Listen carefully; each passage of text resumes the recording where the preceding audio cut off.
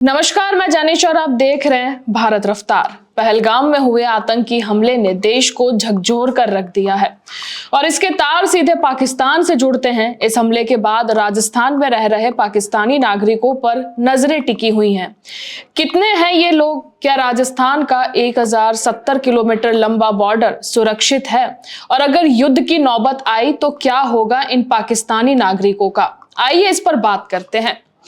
पहलगाम हमले के बाद केंद्रीय गृह मंत्रालय ने राजस्थान में रह रहे पाकिस्तानी नागरिकों की पहचान और उन्हें वापस भेजने का सख्त आदेश दे दिया है। हाल के आंकड़ों के मुताबिक राजस्थान में करीब 400 से 500 पाकिस्तानी नागरिक मौजूद हैं, जो पर्यटक, धार्मिक, छात्र या मेडिकल वीजा पर आए हुए हैं। ये लोग ज्यादातर जोधपुर, बाड़मेर, जैसलमेर, बीकानेर और श्रीगंगानगर जैसे सीमावर्ती इलाकों में रह रहे हैं। ये आंकड़े सुनकर जनता का गुस्सा और भड़क गया है। एक स्थानीय निवासी रामेश्वर सिंह ने कहा कि जब हमारे जवान सीमा पर शहीद हो रहे हैं तब ये लोग हमारे बीच कैसे आराम से रह सकते हैं? ये सवाल हर राजस्थानी के मन में है। पाकिस्तान की नापाक हरकतों का इतिहास देखें तो 1947 के बाद से 4 युद्ध, 1999 का करगिल युद्ध, 2008 का मुंबई हमला इसका सबूत है। ऐसे में नागरिकों की मौजूदगी को लोग खतरे की घंटी मान रहे हैं। राजस्थान का पाकिस्तान के साथ 1070 किलोमीटर लंबा बॉर्डर है, जो श्रीगंगानगर, बीकानेर, जैसलमेर और बाड़मेर जिलों से होकर गुजरता है। यह इलाका थार का हिस्सा है, जहां रेत के टीलों और बंजर जमीन के बीच सुरक्षा बलों के लिए निगरानी एक सबसे बड़ी चुनौती है। बॉर्डर का कुल क्षेत्रफल करीब 3,42,239 वर्ग किलोमीटर के राजस्थान का हिस्सा है, कि जिसमें से सीमावर्ती जिले विशेष रूप से बहुत ज्यादा संवेदनशील है। क्या ये बॉर्डर सुरक्षित है? जवाब है हाँ, लेकिन पूरी तरह से नहीं।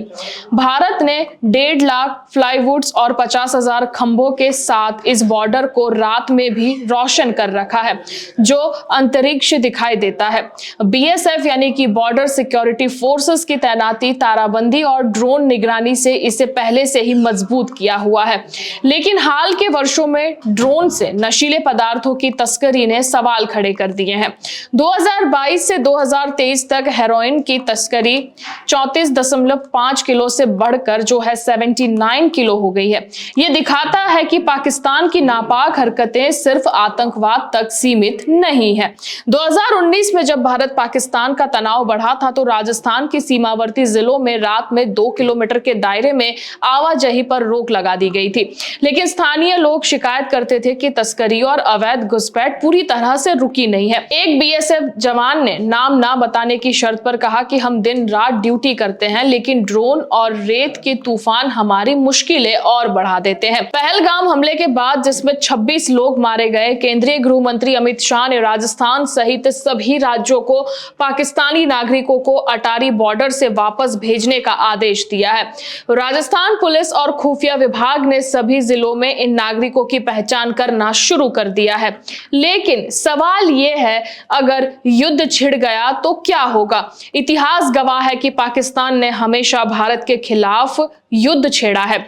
1971 में बांग्लादेश युद्ध के समय पाकिस्तानी नागरिकों को भारत में हिरासत में लिया गया था। आज भी युद्ध की स्थिति में इन नागरिकों को या तो अटारी बॉर्डर से वापस भेजा जाएगा या सुरक्षित स्थानों पर रख दिया जाएगा। लेकिन क्या हमारा सिस्टम इसके लिए तैयार है?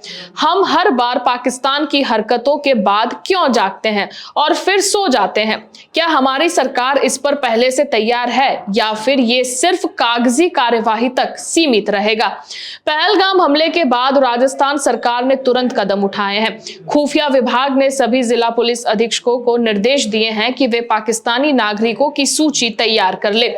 जोधपुर, बाड़मेर और जैसलमेर जैसे जिलों में विशेष निगरानी रखना शुरू कर दी गई है। कुछ सोशल मीडिया पोस्ट्स में जो है दावा किया गया है कि इन इलाकों में बांग्लादेशी और पाकिस्तानी लोग उद्योगों में काम कर रहे हैं और उनकी कोई जांच नहीं हो रही है। यह सुनकर गुस्सा आता है कि क्या हमारी सरकार इतनी लापरवाह है। अटारी बॉर्डर के जरिए कई पाकिस्तानी नागरिक पहले ही वापस भेजे जा चुके हैं, लेकिन हिंदू शरणार्थियों, खासकर सिंध के जो लोग हैं, उनको छूट दी की गई है जो धार्मिक उत्पीड़न से भागकर यहाँ आए हैं। ये कदम मानवीय है, लेकिन सवाल उठता है कि क्या हमारी खुफिया एजेंसी हर वीजा धारक की पृष्ठभूमि की पूरी तरह से जांच कर रही है? पाकिस्तान के खिलाफ जनता का गुस्सा चरम पर है। पहलगाम हमले ने फिर से साबित किया है कि पाकिस्तान की आईएसआई और आतंकी संगठन कभी सुधरने वाले नहीं हैं। लश्कर-ए-तैयबा का कथित संगठन टीआरएफ, जिसने हमले की जिम्मेदारी ली है, पाकिस्तान की शह पर वो पल रहा है। ये सुनकर खून खौलता है कि एक पड़ोसी देश जो खुद आर्थिक संकट में डूबा हुआ है, भारत को अस्थिर करने की साजिश रचता है। हम हर बार शांति की अपील करते हैं और पाकिस्तान हर बार हमें धोखा देता है। क्या यह समय नहीं है कि हम सख्ती से जवाब दें? स्थानीय निवासी मंगल सिंह ने गुस्से में कहा कि पाकिस्तान को सबक सिखाने का समय आ गया है। हमारे जवान शहीद हो रहे हैं और हम उनके नागरिकों को यहाँ पनाह दे रहे हैं। ये गुस्सा जायज है, क्योंकि जब बात देश की सुरक्षा की हो तो कोई भी ढील बर्दाश्त नहीं की जा सकती है। राजस्थान का 1070 किलोमीटर लंबा बॉर्डर और उस पर जो है 400 से 500 पाकिस्तानी नागरिक एक गंभीर चुनौती है। सरकार की कार्यवाही तेज है, लेकिन ये पर्याप्त है? पहलगाम हमले ने हमें फिर याद दिलाया है कि पाकिस्तान का इरादा कभी भी साफ नहीं रहा है।